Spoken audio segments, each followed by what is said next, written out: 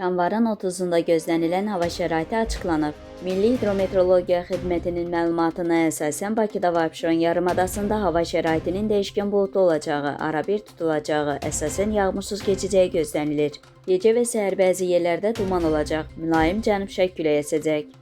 Havanın temperaturu gecə 1-4 dərəcə, gündüz 8-12 dərəcə isti olacaq. Atmosfer təzyiqi 759 mm civə sütunundan 756 mm civə sütununa enəcək. Nisbi rütubət gecə 80-90%, gündüz 60-70% təşkil edəcək. Azərbaycanın rayonlarında havanın əsasən yağmursuz keçəcəyi gözlənilir. Bəzi yerlərdə arabir duman olacaq, mülayim qərb küləyi əsəcək.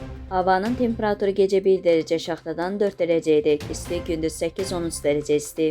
Dağlarda gecə 2-7 dərəcə şaxta, gündüz 3-8 dərəcə isti olacaq. Gecə bəzi dağlıq ərazilərdə yolların buz bağlayacağı ehtimalı var.